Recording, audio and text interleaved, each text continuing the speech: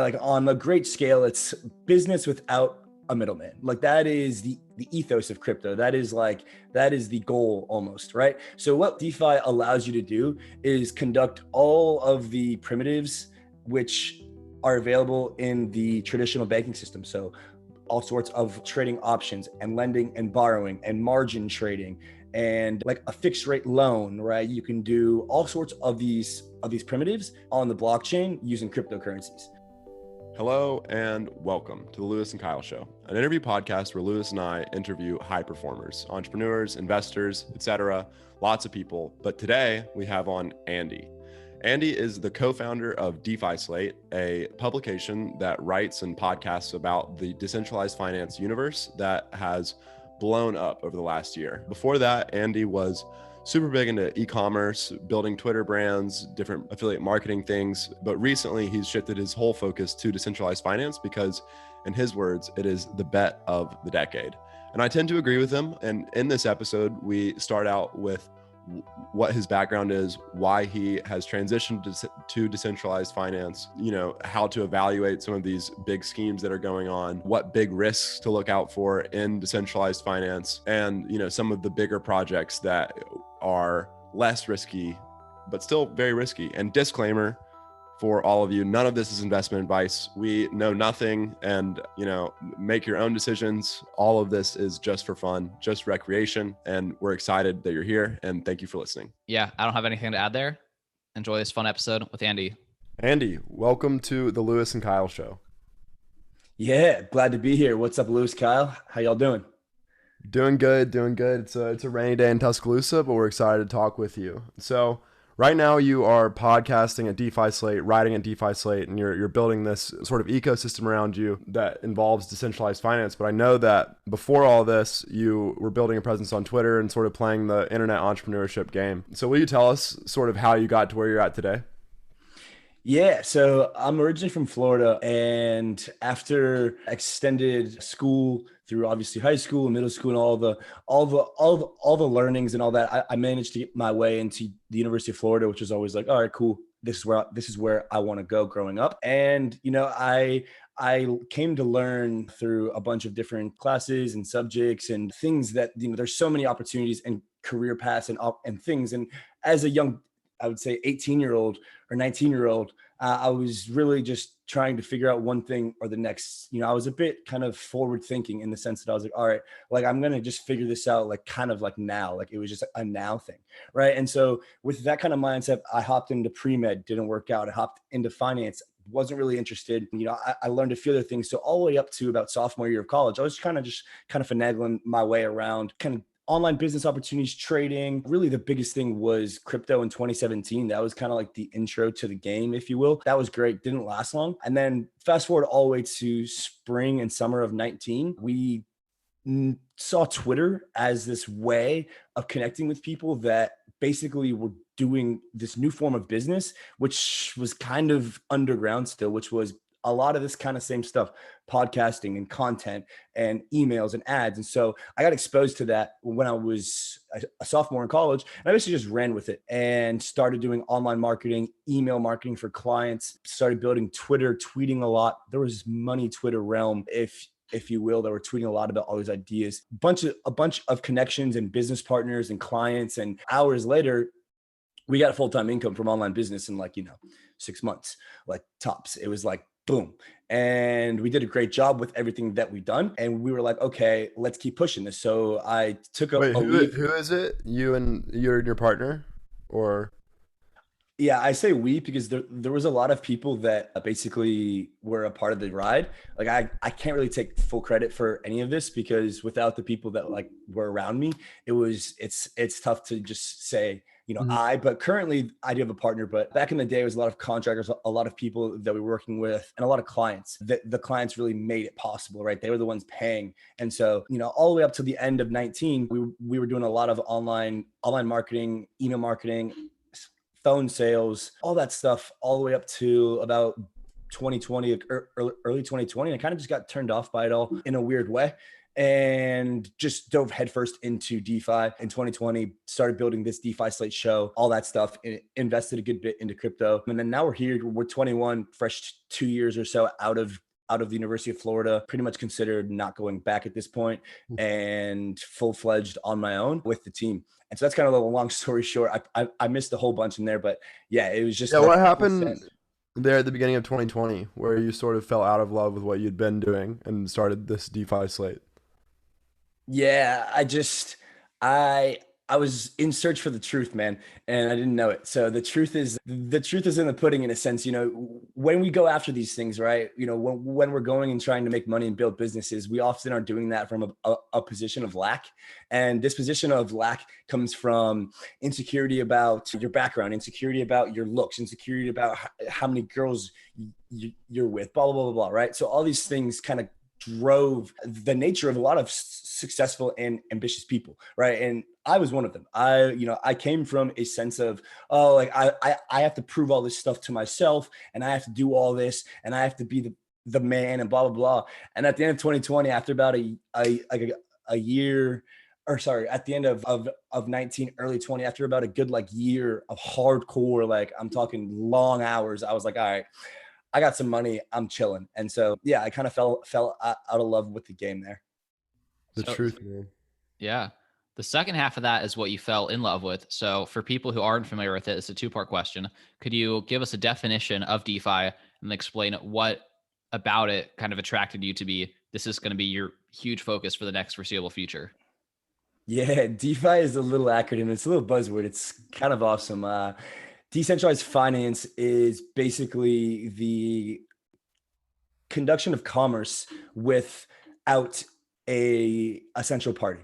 On a great scale, it's business without a middleman. That is the ethos of crypto. That is the goal almost, right? So what DeFi allows you to do is conduct all of the primitives which are available in the traditional banking system. So all sorts of trading options and lending and borrowing and margin trading and a fixed rate loan, right? You can do all sorts of these primitives basically on the blockchain using cryptocurrencies. That is the overarching idea of DeFi is, okay, how can we take what is and make it into a better system, which is permissionless and open to everyone. So the motto of DeFi is openness, global, permissionless finance, which is effectively unstoppable by any nation state or any third party. And so that kind of concept, to hop onto the second question, is kind of what drove the pure passion.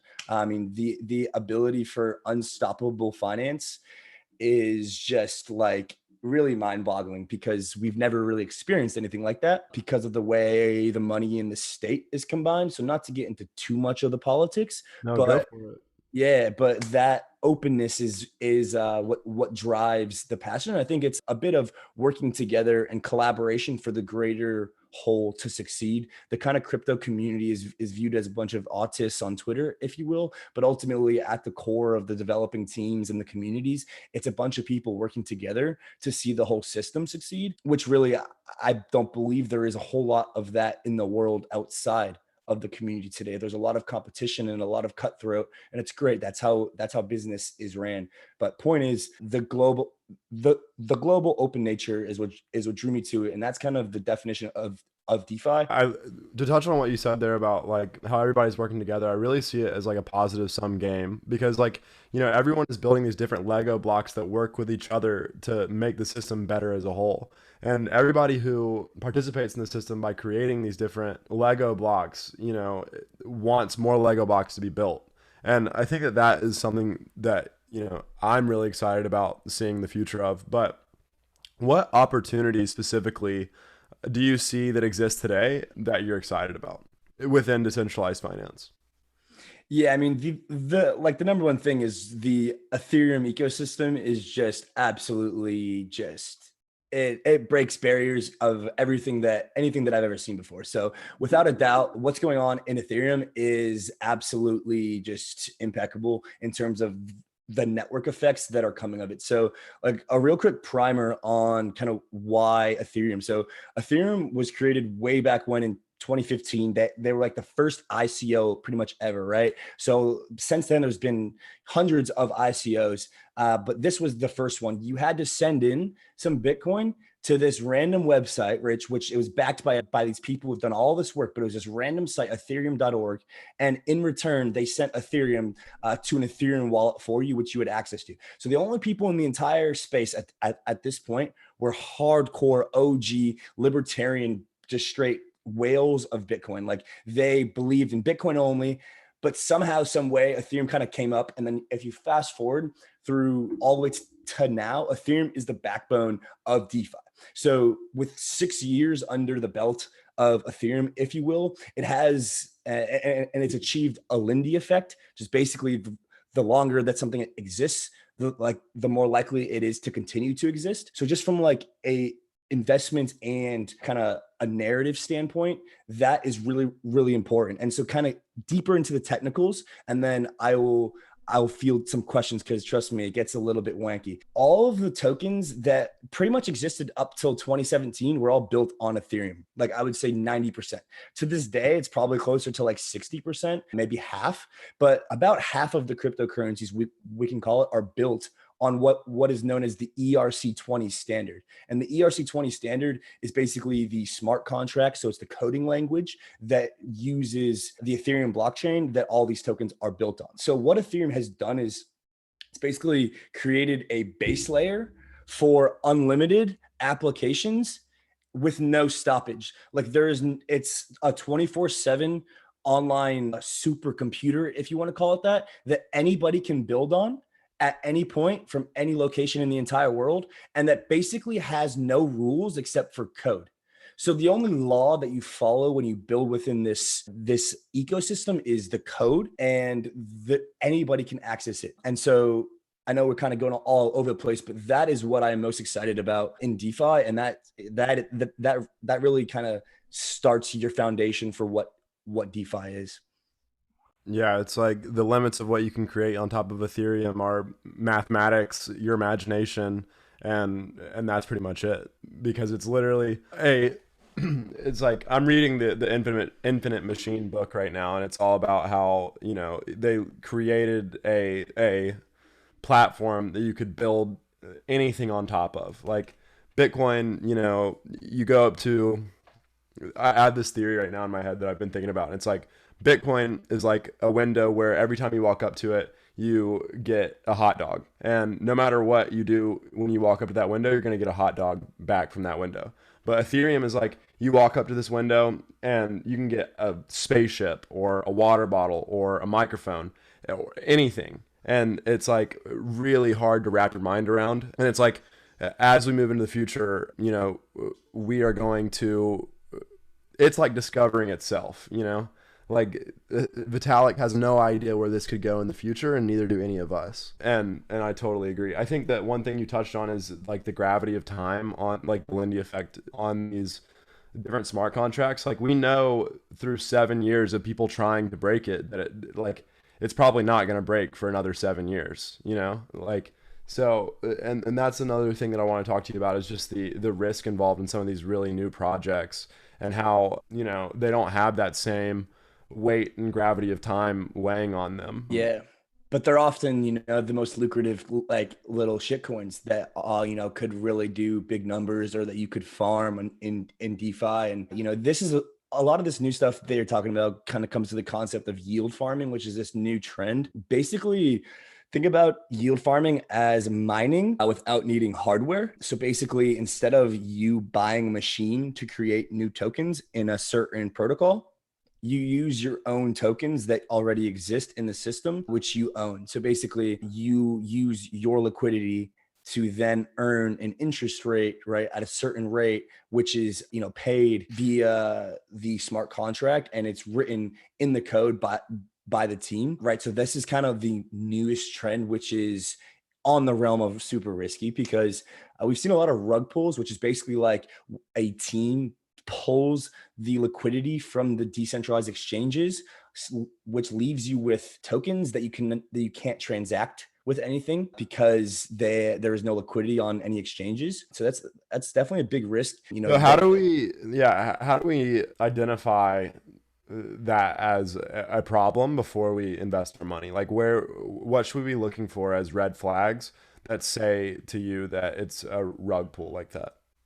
Yeah, I mean, a lot of it is like the team. If you're doing your due diligence into the team, you're usually pretty fine. That is one thing. I mean, the other red flags are just like excessive marketing and like insane promises. To be honest, the way the crypto sphere has matured since 2017 is honestly amazing. It's still very speculative gambling, if you will, but the promises and the marketing in 2017 were so wild compared to kind of what is now and the legitimate projects that are pulling traction. So yeah, if like I kind of just want to say use your intuition, but it's tough when you haven't played around too much. So like really seek out the advice of friends. Like friends in the community have made me more opportunities and trades and ideas than ever, and that's like the biggest ethos of crypto, in addition to the other few that I've said, is like the community is what matters. And so yeah, I mean, I don't know, What bro. Like, community members do you like respect the most and go to for information? Not like your friends, I guess, but like Anthony Pompliano would be one example of someone that Yeah, is a really. that was a question I had as well. Like the thought leaders you subscribe to in the space. yeah, so you guys should check out the lists on my Twitter. There's like a crypto analyst list. That one's good for just like straight trading. And then if you go onto the DeFi Slate Twitter, there's also lists for DeFi peeps that are there. It's tough for me to just like give out a few, but there is a separation from 2017 Twitter, which is a lot of technical analysis and margin traders, and 2019, 2020 DeFi Twitter, which is a lot more yield farming and kind of DeFi on the ground peeps. So yeah, you guys can find a lot of those in any of the DeFi Slate lists. Yeah, all those are pretty great. So I'm coming to this conversation as a much more beginner than Kyle is, more as in less experience. What is like step 0, step 1, step 2 for yield farming? Yeah, that is a good question. So basically, you're going to need to purchase some Ethereum on Coinbase or on Gemini or any centralized exchange where you can get Ethereum. And then you're going to need to go to metamask.io, which is going to download you an Ethereum wallet on your Chrome extension. It'll give you a seed key. You want to write that down and you want to lock that in a safe spot. And then basically you want to send your Ethereum from Coinbase or Gemini to the address that is provided to you on the MetaMask wallet. And then once you have the Ethereum on your MetaMask wallet, you can basically go and start to use that at any DeFi protocol. So once you have your MetaMask, it's up to you as to, where you go. What are you trying to do? Are you trying to earn yield on ETH? Okay, great. You can put your ETH into say Aave or into say Compound and earn a small return with like what I consider to not be that much risk. Small. I mean, 7-8%. It's 20 times what you could get at any bank. Yeah, for sure. And that brings us to, okay, do you want to earn, 8% on your stable coins? Cool. Then you you take your ETH in your MetaMask, you'll go to Uniswap and swap it for USDC. And then you can deposit the USDC into Aave and start earning that 7-8%, right? So it depends on what you want to do. But the first key, without a doubt, is getting ETH and getting it to a MetaMask wallet and then starting to interact with the certain apps that are available, because there's really so many. But yeah, we love Aave Compound as like a lending and borrowing protocol to kind of test and put some money in, because it's ultimately what we consider to be on the safe side of DeFi, and then from there you can kind of go and explore more. So it's a rapidly changing field, as we kind of all have agreed on. This is not meant to be a rude question, but what do you think in 1 or 2 years that like all those words you just said, like MetaMask, Compound, Aave, are just going to be swapped out for brand new words in like 2 years? Like yeah. Those specific, I mean, I'm sure you have like a specific answer for each of those, but to what extent can we expect a completely different landscape? Yeah, I mean, I think ultimately Ethereum is going to be the base layer. That's why it's definitely one of the higher convicted bets. Really, when it comes to the application layer, it again kind of comes down to the same few things, which is like the Lindy. So how long have they been around? And like, what is their team? Is their team somebody that shows that they want to be around long term. Have they decentralized their kind of ownership of the protocol? Does the community, does the token holders own the proposals that come in governance? Like, is it a decentralized protocol, right? And then kind of, what's the vision? What's the roadmap? But yeah, chances are there are going to be hundreds and thousands of new DeFi protocols popping up in the next 3-5 years. There's going to be new ones, but in the way that these things work, like what's been set will never be gone, right? Like you can't delete Uniswap now. You'll never be able to do that.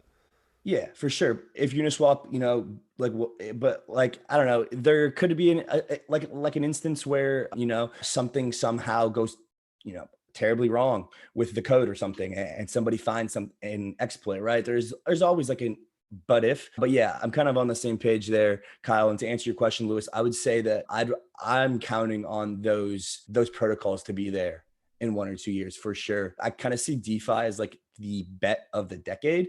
And if it works, then it'll be here to stay past 2030s.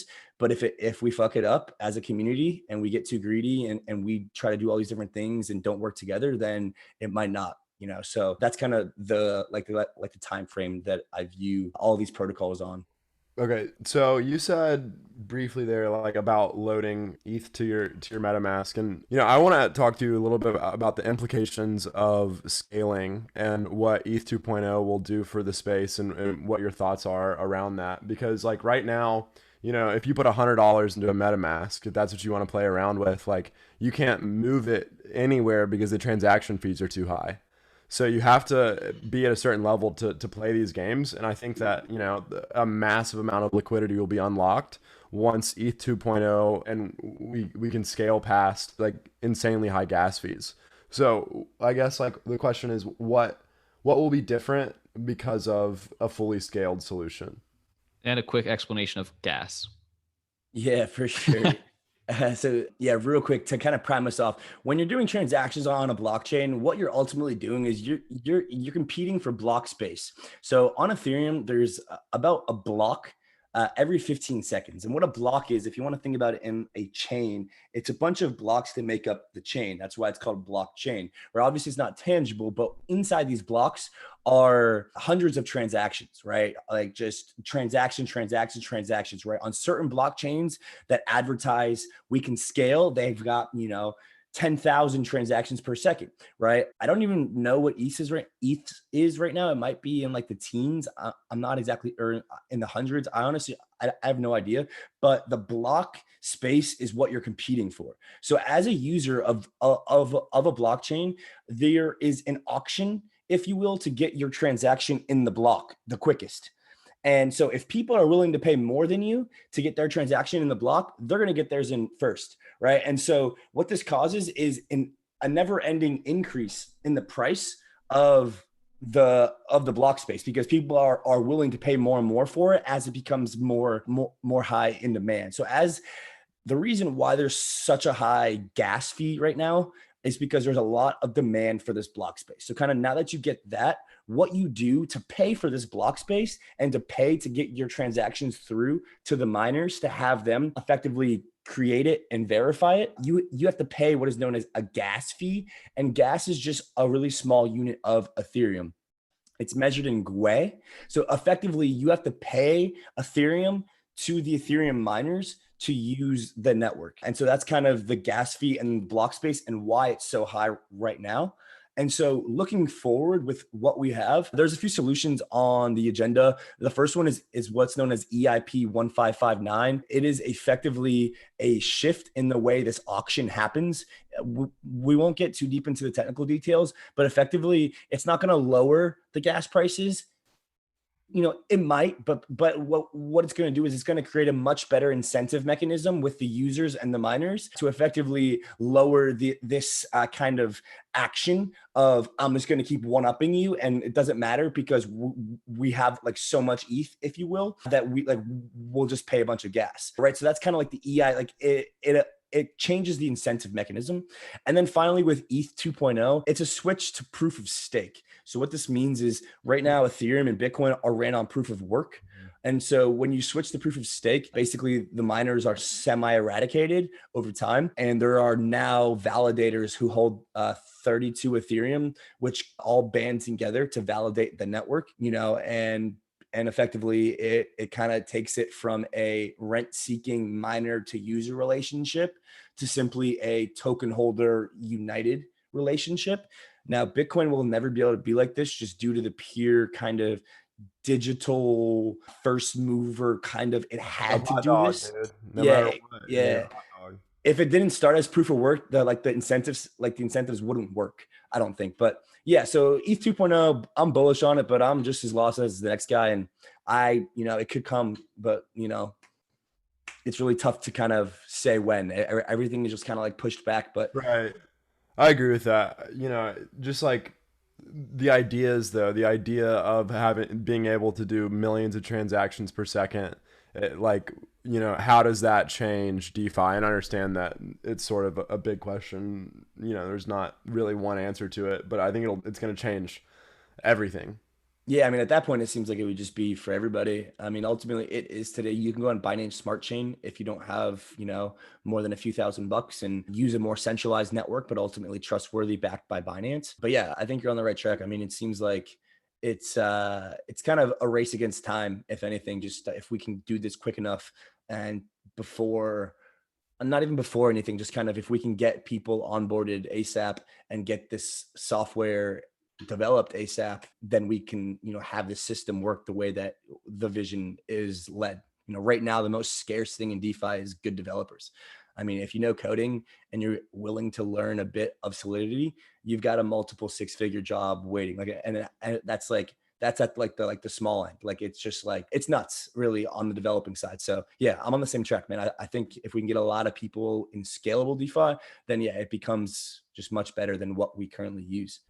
Yeah, I'm excited for it. And I was gonna ask if there's like a DeFi job posting because I should look into that. Pomp Seeing as crypto. I want to learn Solidity, Yeah. kind of. I mean, but I don't honestly, know how to Lewis, code. like I can code, bro. I can get you definitely like a programming gig. I mean, this is on air, so now I'm in it. But yeah, I think we can definitely get you one. Like, there's people that hit me up often about, yo, do you know any developers? Like, yo, do you know? Like, so it's nuts. Well, that's a conversation we'll have off air, I guess. I'm interested. Lewis, you need less options, not more options, bro. But what if that's a super good one, bro? I know that's how I Dude, started out in the pre-air introduction. I not- struggle with having too many options. That's all right. Um, Still curious though. what? So, what does it mean to contribute to a protocol? And as somebody who is not technical, how can you positively contribute?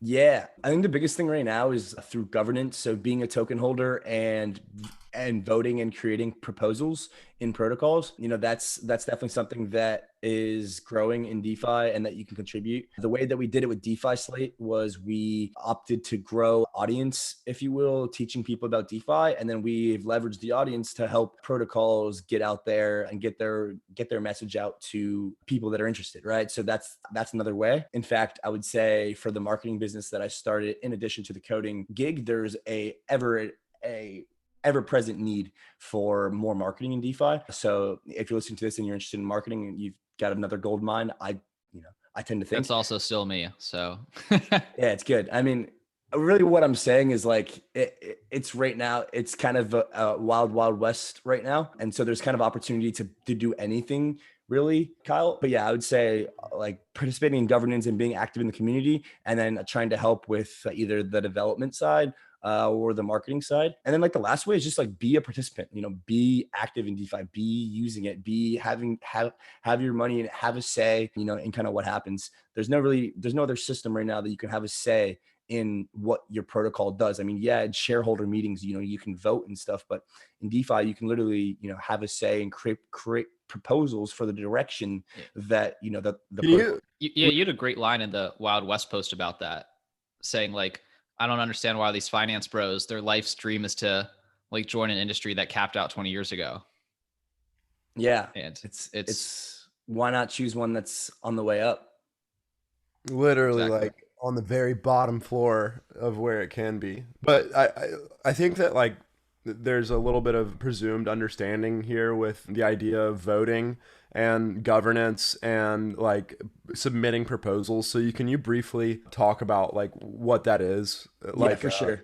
mhm. So like on the base level, guys, if you're new to crypto, like don't even need to understand any of this really. Like it's just kind of there for I guess people that are interested in really seeing the future of certain protocols and stuff. But I encourage everybody to try. And basically what it is ultimately all it is a website and a form that has a bunch of I guess a written proposal list of all different types of ideas for things that the protocol could either invest in, do, create, or manage, partnership ideas, all sorts of stuff.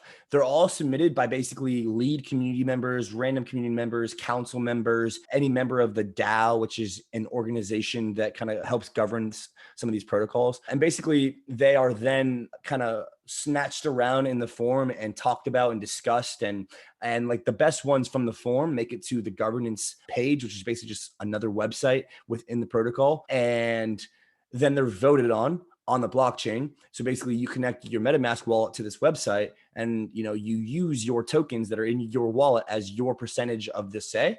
So yes, in this case the whales have the largest share of the But they governance. should because they have the largest incentives. That's correct. Some would argue otherwise. So, it's a shift. Governance is something that we've been trying to figure out for, hundreds of years as humans. So yeah, you use your tokens to vote. You choose the proposal, yes or no. If it's yes, you obviously do yes, and then you submit a transaction. If it's on chain, if it's off chain, it's just on the site, and then you're done. And after a certain amount of time, if the vote's passed, then the protocol's team basically does what the community wants it to do. And if it's not, then the protocol team, it doesn't do it. So effectively what we're looking at is protocols that are governed by its token holders rather than the traditional hierarchical company setup. And, Power to the people, man. This gets me excited.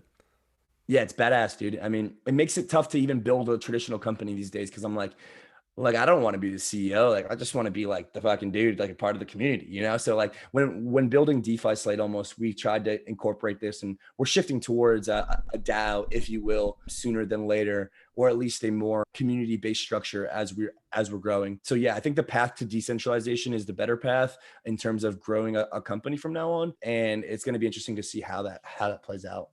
Lewis, do you have a question? Well, actually, never mind. So this question, like I didn't. something that someone's asked me before, and I have all these ideas in my head as to like, well, this, and this, but like my answer wasn't very clear, and I want to hear yours. And that is like, why is decentralization better than centralization? Yeah, it's just tough to kind of put it in an answer I to know, that, but right? like just like the incentive systems are there in decentralized kind of collaborative ecosystems, and less so in these zero sum kind of world of hierarchical nature, and kind of production and just all sorts of collaboration is enabled.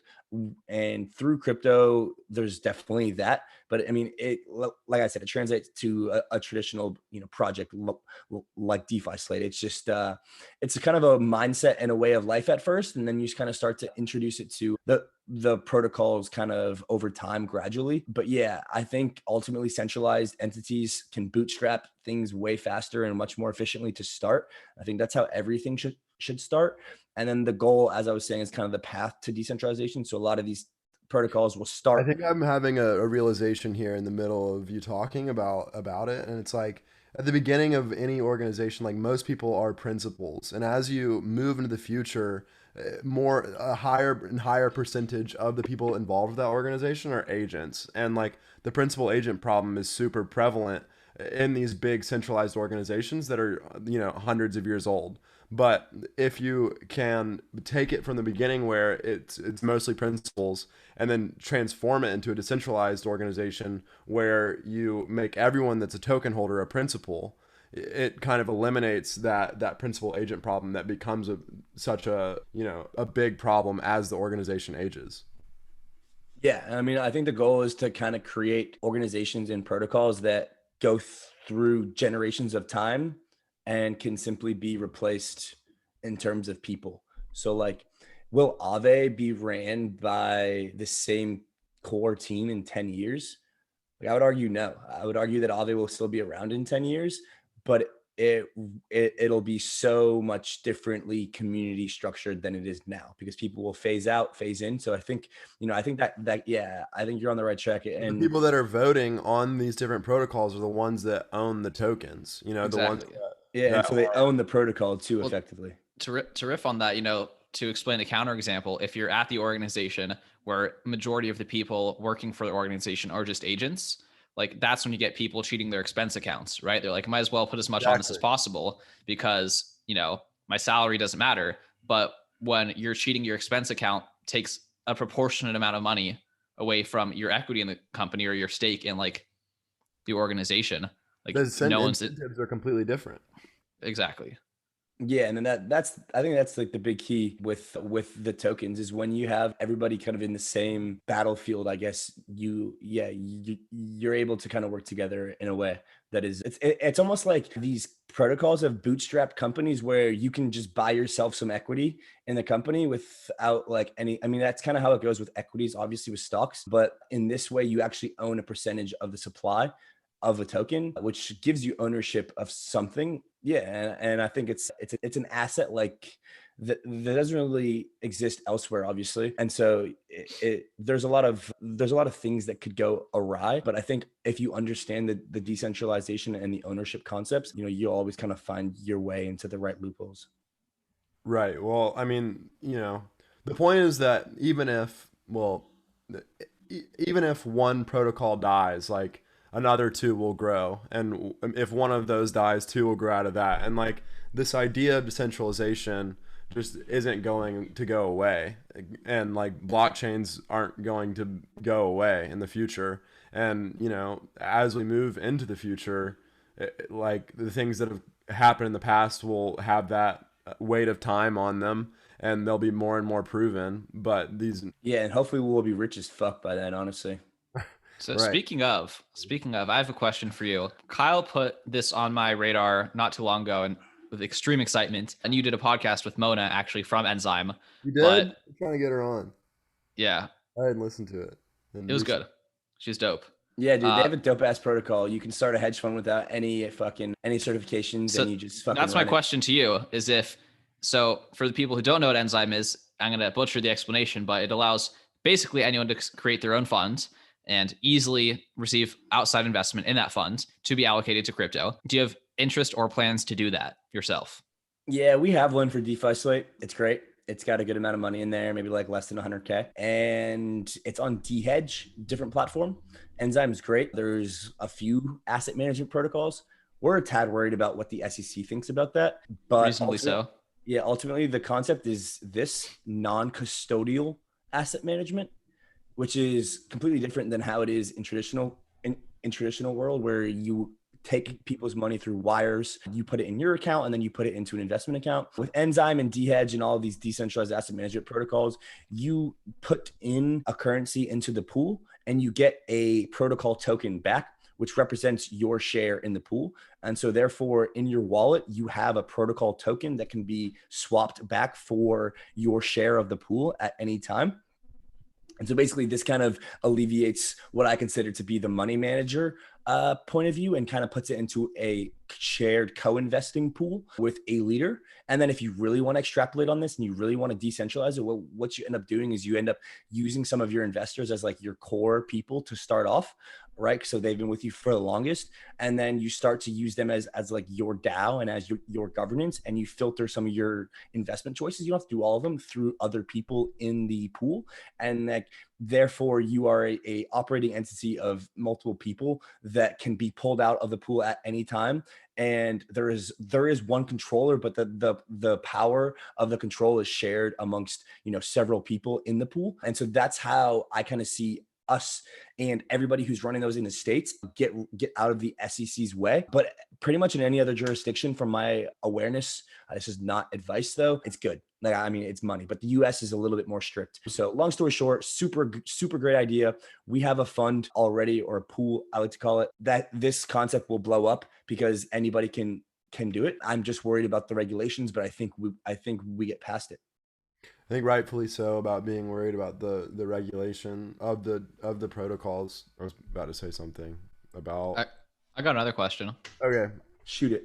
So regulation is one. What is the other black swan type risks to your kind of personal exposure to this universe? Honestly, just everything goes down in price and you lose all of your money is like the biggest thing, I guess. But it used to be a lot of, for a lot of margin traders, just getting liquidated. I don't really do a whole lot of that. So that can't really happen. But yeah, the black swan is like, I mean, a 51% attack on Bitcoin would kind of ruin everything, or basically just getting hacked, robbed. But I don't really view those as black swan because in this weird outlook that I have, which I'm a little bit biased with crypto, like there's going to be the greatest creation of wealth ever.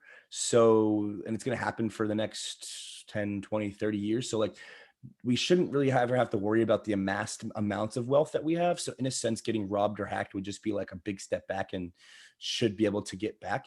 Right. But the biggest things is the, like a default on Bitcoin, or, Ethereum gets, hacked, or all the nodes get shut down, or, there's a global power outage, right? Or something like this where, we can't even control it and the whole system is gone awry and it's gone, that would be rough. Really rough. So I've got a question about that, but I also just wanted to come back to the enzyme finance thing. The thing that, and I'm not sure if it's what you're saying or not, but like how the hedge fund manager or the pool manager doesn't have withdrawal power over the depositor's money is a huge innovation. I think that you can trust that your money is not going to be robbed in the middle, or like thieved away in the middle of the night by these hedge fund managers. They're not going to take off to the Cayman Islands, and that's just a huge innovation that I don't think is fully appreciated yet. But why specifically do you think that DeFi will create the largest, or crypto in general will create like the largest creation of wealth that we've seen?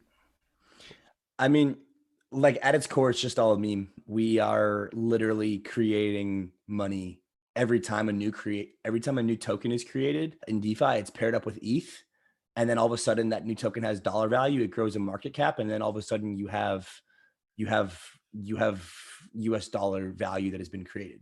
So like at its core, like we are the Fed. Like there is no there was no stopping people from creating tokens. It's like, it's so in that sense, like it's a meme. Money just becomes like, kind of a meme, and that's really a Well, it's weird already outlook on kind it. of a meme though. Like, Yeah, you know, but I mean, on like actual, like, on a more practical note, not like, oh yeah, we're literally just printing money, bro, come join us. It's like the primitives that are there and the permissionless nature of it it allows basically anybody to get access to what only the elites have had throughout the last, like, 50 or 100 years. Basically, like only the richest of the rich have been able to get in on these pre-sales and, like, get in on this new thing and all this stuff. And right now it's basically a lot of people who have been able to just learn about this stuff and not need permission from anybody and not need any requirements, any KYC or anything, basically able to just join the system at any point and participate. And so I think just on a global scale, we've never really seen global finance happen in the way that it's being enabled with DeFi, And so when I go to bed tonight and there's, eight hedge funds in Singapore with an AUM of 800 million each that are buying my Ethereum bags, right? Then it's like, okay, like I don't even have to wait for America to wake up because the entire world is all like, in the system, right? And so that kind of globality is what I think is the idea behind how much money is in the world. What if it all went into crypto, or 80% of it went into the crypto world? What would happen, right? And so that's kind of the thesis as to why I believe it's going to be like one of the greatest ever, or if not the greatest creations of wealth for many people. I agree. What is KYC? Know your customer. So, when you create a new brokerage account on TD Ameritrade, or when you create in car insurance, right? You have to put in your name, your SSN, your address, your phone number, all that stuff. Right. And so when you do any primitive like that, trading or investing in, things that we know in the real world, quote unquote, which is like Ally Financial or TD Ameritrade or Robinhood, they ask you for all this information. In DeFi, you just need an Ethereum wallet. Mm-hmm. You just need your Ethereum wallet. There's no like Kyle and Lewis, Yeah. this is my SSN and stuff. And so that's just like, I don't know, for all the non-geeks that are trying to like avoid the feds and like dodge taxes and like do all these different things, it really is nice. Pay your taxes, guys. Like, you're not fucking unstoppable, right? But That's the game you do not want to play. yeah, but KYC is that, and it's basically, it just causes a lot of friction, Lewis, because it's invasive in a sense, but also just unnecessary. And so without it, like I said, it just allows people who are unbanked, people who like, I mean, this is not a large chunk of the population, but people who literally don't really have a lot of documents like such, or like their identity is fragmented almost. It allows them to basically participate in the system just as anybody in a first world country would, I suppose. And that's huge. I mean, that's unlocking so many people from all over the world to be able to access these protocols that for history, for generations, have only been available to the richest of the rich. And then it was people with the credentials to be able to access this information. And now it's anyone with an internet connection. And that's just nuts. And my next question is, I don't know if you want to answer this or not, but what does your current portfolio look like? Yeah, so it's a lot of Ethereum, as I was showing it heavy today, as anybody would. I believe in it fully. Don't buy it. I'll dump on you. You don't have to invest. Like, I don't care. I mean, I want you to come join, but I will dump on you, right? So Ethereum is big in my portfolio. A bunch of DeFi tokens, a bunch of yield farming, and then some Bitcoin there on the side pretty much makes up the portfolio. Portfolio has gone up quite a bit since 2020, probably like close to 10 times, maybe a little bit less. And I think Ethereum is about to go to about 3,600 with Bitcoin. So that's about a 2x from here. And I think in a decent short time. Again, don't buy it. I'll dump on you. And I think Bitcoin's going to, close to 100 here in a short period of time as well. Maybe up in the 70s. Yeah. What's the expression about dumping? Sorry to ask all that. I'm vaguely familiar with it, but I know a lot of people might still have made it to this far and just trying to keep up for them. What's that, Kyle? I said not afraid to sell it. Yeah, right? No, I don't know what the expression is. I'm not sure which one that you're speaking of, honestly. Dump on, like it said, don't buy it because I'll dump on you. Yeah, sure. That I've heard that recently in Alex Becker's videos. He's like he did exactly what I did, just with like 100 times more capital. He started really successful online businesses and then bought hella crypto, and he's now been making only crypto videos. And this is like his way of saying like, I'm not in a guru. I don't know what I'm talking about, so don't buy it. I'll dump on you.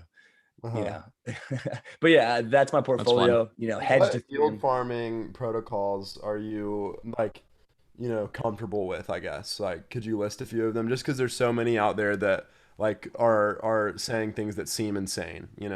Yeah, I mean, I like Aave a lot. They're a sponsor of DeFi Slate, so again, don't buy Aave. Don't use it if you don't want to. It's a great protocol. After I say don't use it. Compound is pretty similar to Aave. Both are lending and borrowing protocols. Uniswap is great, where you can go in there and supply liquidity to it, or Sushi Swap, pretty much the same thing. Sushi Swap. And those four kind of make a lot of the yield farming in DeFi possible. Yeah, those are like the bottom layer, like, yes, right? Yes. So like, and then from there, on top of that, gets more and more risky. Yeah, that's like when we kind of say like, safe. I mean, like I can tell you to hop into some of these fucking degen pools that we're in that are 2%. This is what I want. That's what I want, right? Yeah, exactly. Yeah. But then here comes a little bit of the zero sum nature of it. Is like, if there's less people in my pools, I make more money. So there's this really, it's an interesting concept when it comes to these yield farmers. But a few that are a little bit more risky that are doing well are the Alchemix pool, ALCX. I was going to ask you about that. Self-paying loans. That one's nuts. Yeah, that one's really, really, really nuts. And then let's see what other ones.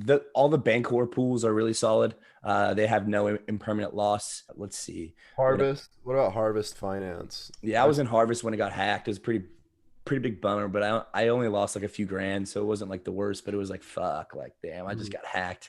That happens, man. Like, when did they get hacked? You gotta spread your risk out. Yeah, exactly. Hasn't changed.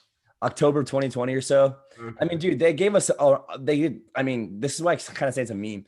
They created a bit more tokens and just gave it to people who got hacked.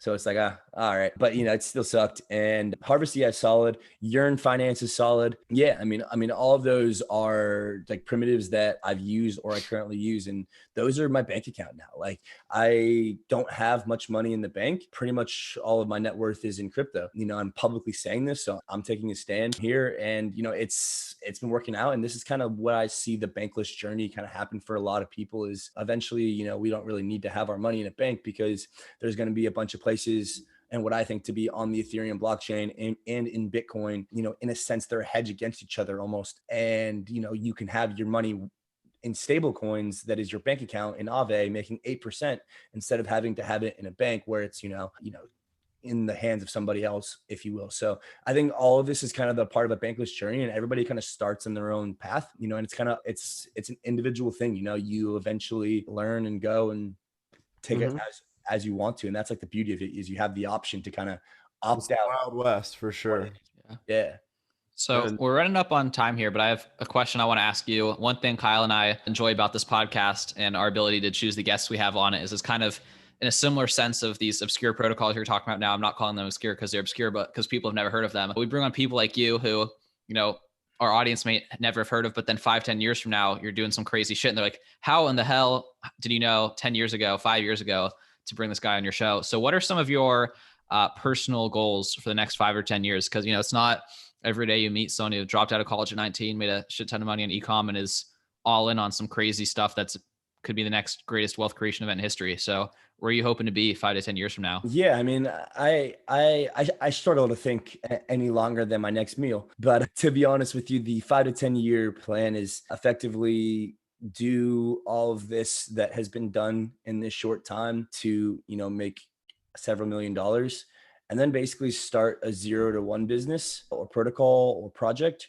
which basically does something that has never been done before. So the way that I view starting off in business is you want to start with a 0 to 0 business, which is effectively something that's done before is what I call it. So, starting a podcast and having people sponsor you, doing email marketing, starting a painting business, right? So once you are able to make, a bunch of money doing such, invest it, right? Do all that. Then I'd like to take that capital and basically start something that has never been done. And from this point, I mean, I don't really have a monetary goal per se. The just impact goal is to just build something that, has not been done before and that can impact a lot of people. Ultimately, I obviously want all of the things that are, safe life, this, and this, but I want to start something that's never been done before for sure. 0 to 1. I like that. Peter Thiel. Are there any big 0 to 1 projects that you respect from the past or that you have thought about recently that you can't execute on right now? Yeah.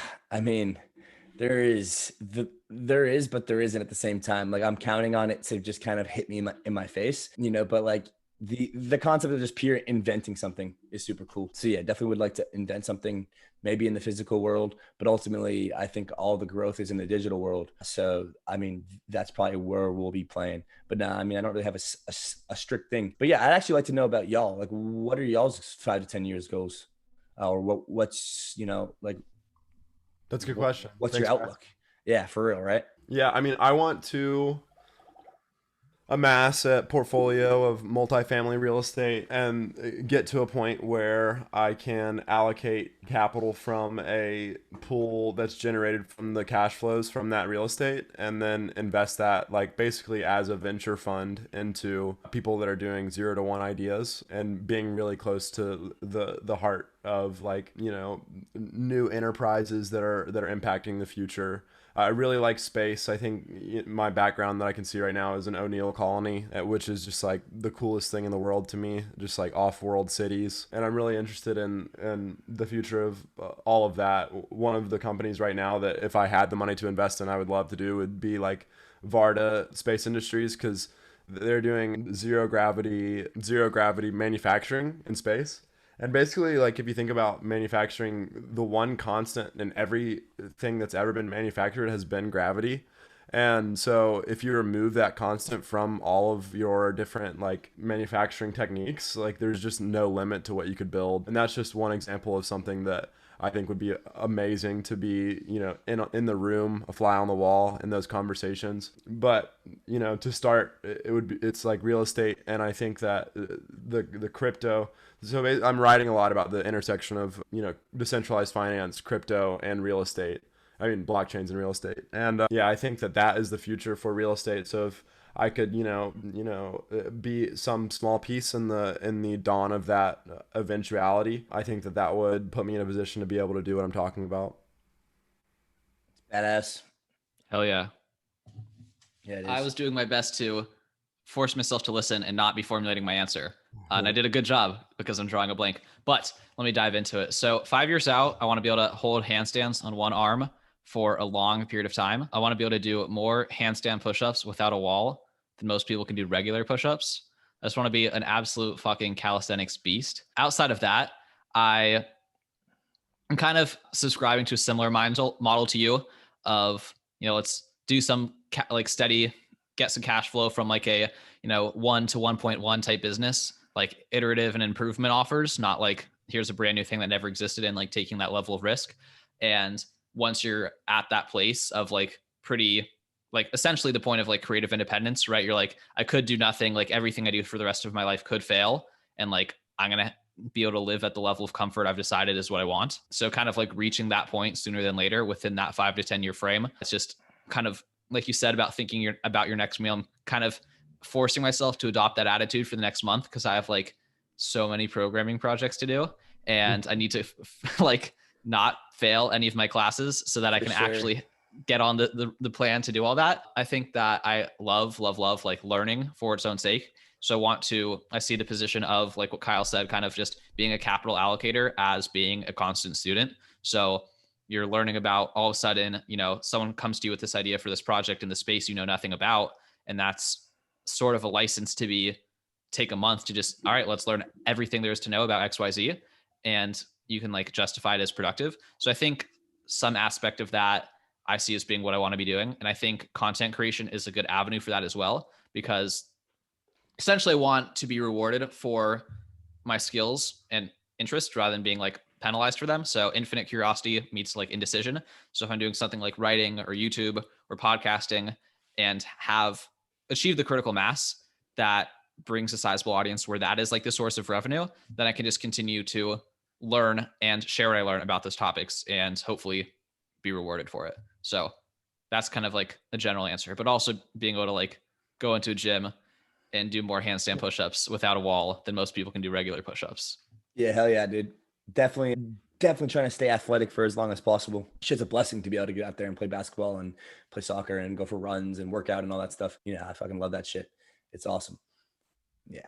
DeFi is cool too, guys. I really appreciate this conversation. Yeah. It's been fire. And yeah, I encourage you guys and everybody listening to basically drop everything that you're doing and join us, because the only way is up. I mean, the markets are going down at some points, there's going to be downturns, blah, blah, blah, blah. You might lose 20%, 40%. It might be a bear market again for 3 years.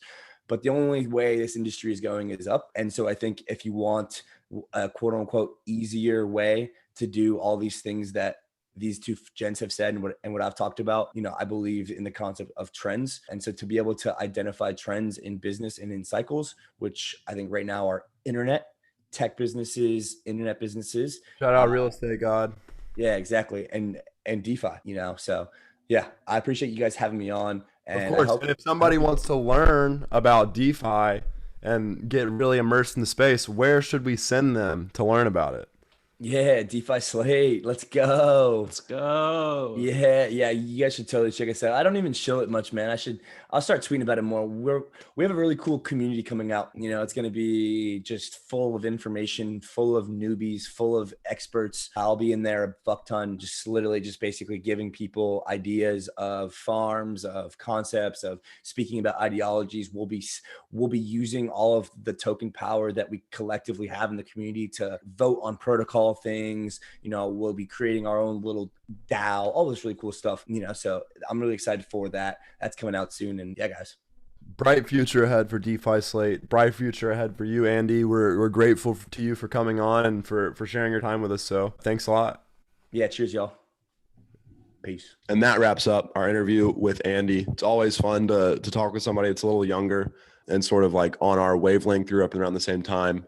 Always makes for a little bit different of a conversation, but I really, really enjoyed talking with him. So my 3 takeaways, the first of which is that inside of decentralized finance, teams are everything. You've got to evaluate these ideas based on who's bringing them to the table and their track record. So I think an important piece of investing in this world is going out and finding people that are in the know and then asking them about the people inside of these different projects before you put your dollars down.